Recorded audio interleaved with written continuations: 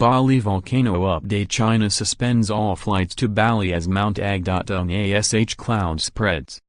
China's aviation authority has suspended all flights from the Indonesian holiday island of Bali to Chinese cities until the threat of volcanic ash clears, the state-run People's Daily newspaper reported.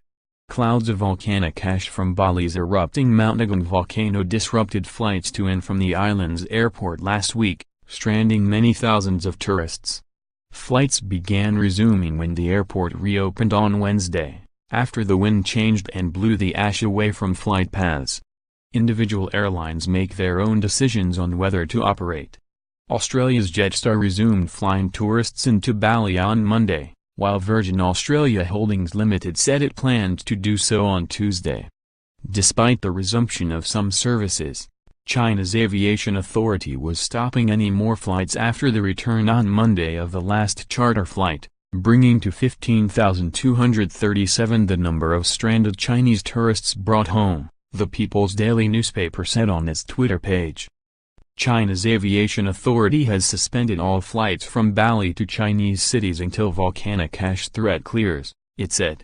China Eastern Airlines and China Southern Airlines, which stopped flying new tourists into Bali last week, said that any resumption of flights would depend on the situation.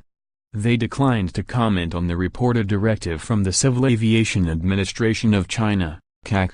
The CAC did not respond to Reuters' request for comment. China Southern, which flies to Bali from the cities of Shenzhen and Guangzhou, said in an email that due to volcanic activity in the area, the local airport and associated routes are not airworthy, so flights on these two routes have been cancelled in the near term. China has overtaken Australia this year as the biggest source of international visitors to Bali, representing about a quarter of the 4.9 million arrivals from January to September, according to industry statistics. Airlines avoid flying through volcanic ash as it can damage aircraft engines, clogging fuel and cooling systems, hampering pilot visibility and even causing engine failure.